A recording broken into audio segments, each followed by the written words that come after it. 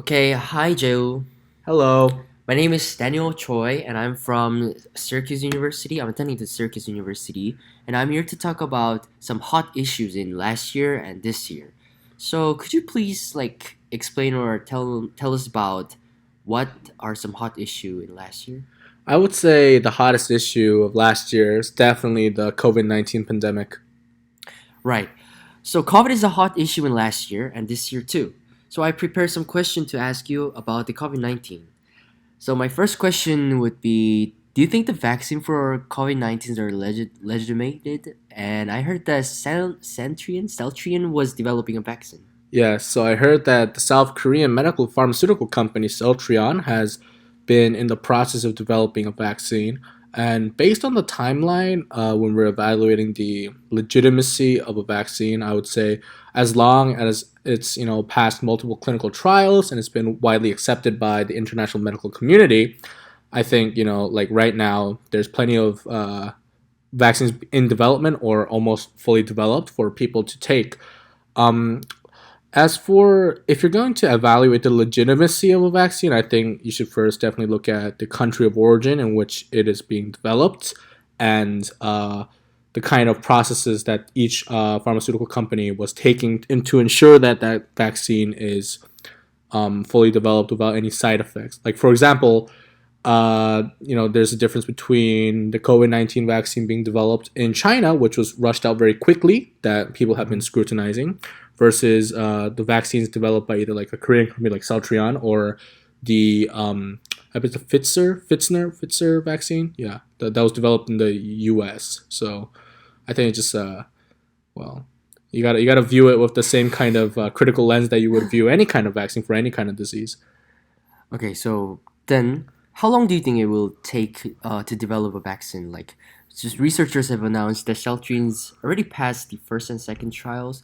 So can we trust this? Well, first of all, I'm definitely not a medical expert and definitely not an expert in what's the word? I guess pathogens, not pathogens. Well, anyways, unlike diseases, I'm not an expert, but based on what we know from the past, like for example, the SARS outbreak that was very prominent in East Asia, I think the COVID-19 vaccine research is following the appropriate timeline. It's going to take about one or two fiscal cycles to I think fully develop, produce, and then pump out to the public. And well, if the time it takes for the government to actually verify that the vaccine is indeed legitimate, I think the amount of time that it's been taking for like every company worldwide to be developing a COVID-19 vaccine right now is pretty appropriate. I also think that for Celltrion specifically for the South Korean company, I don't see a reason why not. That we shouldn't trust that the vaccine is almost fully developed. If it's past the first and second trials, as is the standard for most of these kind of like vaccines that are made to address pandemics, I definitely don't see a reason why we might need to be skeptical about its effects or legitimacy. Okay, then this is a very open question, but when the vaccine was injected into several COVID positive people, like few days ago or last year, it only took 5 to 8 days to fully cure with no side effects.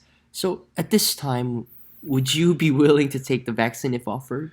I'm gonna assume we're just talking about Celltrion's vaccine for the Korean trials, but actually, I don't think I feel the need to rush to take the vaccine right now because yes, like Celltrion specifically in Korea's vaccine trials has proven to be very successful with limited side effects, or rather limited or no side effects at all. I think that first of all, I'm sure the Korean government is first gonna be distributing the vaccine to people who need it the most. For example, the elderly or the people who are in a medical situation that makes them more vulnerable to COVID and who need the vaccine first. I don't particularly like on that side. Yes, I don't think I immediately need the vaccine, but I might want to wait a little bit because it's only in the very preliminary trials still internationally. It hasn't really been distributed to the public fully, so we don't technically know the full scope of effects it might have. So, preferably, personally, I think I'd wait a little bit. I'm not in the demographic that immediately needs it either, so I think I would definitely take my time before considering taking it. Okay. So this is just another open question. If you are able to take a vaccine, where do you want to get the vaccine from? In the USA or in Korea? As for getting the vaccine, I think it's going to largely determine on my citizenship. I'm a South Korean national, so on a technical Mm, basis, I'll probably, it'll be more available for me if I try to get it in Korea. As for, the other reasons why I might, choose between the U.S. or Korea is, I mean, just comparing the vaccines, I definitely don't have a big opinion on that as long as it's a vaccine that's been fully developed and there's no notable side effects and like it's been verified by the international medical community. I don't really have a problem taking it either in the US or Korea. I think it's really just going to come down to which country or like which government I guess can distribute it to me most appropriately and quickly and at the most affordable cost based on my medical, I guess, medical insurance. Yeah, which is based in Korea, so probably in Korea, I would say. yeah, me too. I would get the vaccine from Korea rather than America. So, for us, when we go to do our mandatory military service, it is mandatory for every man to get the vaccine, right? In these days. And is it the right choice or wrong? Well, if you're asking me about South Korea's government policy regarding making it mandatory that every single serviceman has to take the vaccine, I would view that personally with a little bit of skepticism because I think that not that being vaccinated should be a choice, but I think everybody should get vaccinated, especially if it's in the best interest of the public security. Um, I mean, I personally think yeah, you should because you're serving the country, and in serving the country, if you have the best interest of the country in mind, and you have to serve the public, I think that especially soldiers should be getting the vaccine and should be a priority when distributing the vaccine. As for the individual choice aspect of it, I mean, mandatory military service, you already don't have a choice because you do have to serve your Right. country. So in that same aspect of having to provide service for your country, I think making it mandatory is a very obvious choice. Okay, so my last question is, how does the COVID-19 affect economically in general? Like, Well, I think COVID's definitely had a huge impact on like the world's economy, not just the specific countries. Although certain countries were hit harder.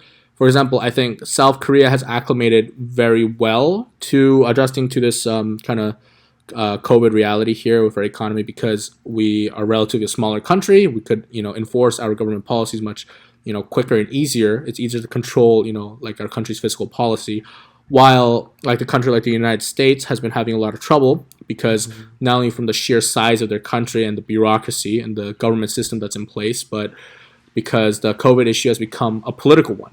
And so now we have to factor in all the politics, the political economy, and COVID's effect on the political economy when looking at how COVID has affected different economies. And I mean, personally, I've had firsthand experience witnessing the kind of impact COVID has. For example, a lot of small businesses, especially in the dining and restaurant industry, have been forced to shut down due to simply not being able to operate under the government's COVID protocols, and that definitely has a hit on the economy. While on the other hand, South Korea has also responded, and the U.S. as well, with like multiple stimulus packages, sending people money, whoever needs it, to help sustain the economy. But I think this is going to last for a while. It's definitely going to have a much larger impact than SARS or Ebola ever had on any country's economy. And I think countries, especially the U.S., is going to struggle to recover from it for at least maybe 2 years or a year or so. okay, I hope we both can like fully conquer this COVID virus like this year. But thanks for attending to my interview, Joe. Absolutely, my pleasure. This was fun. Thank you.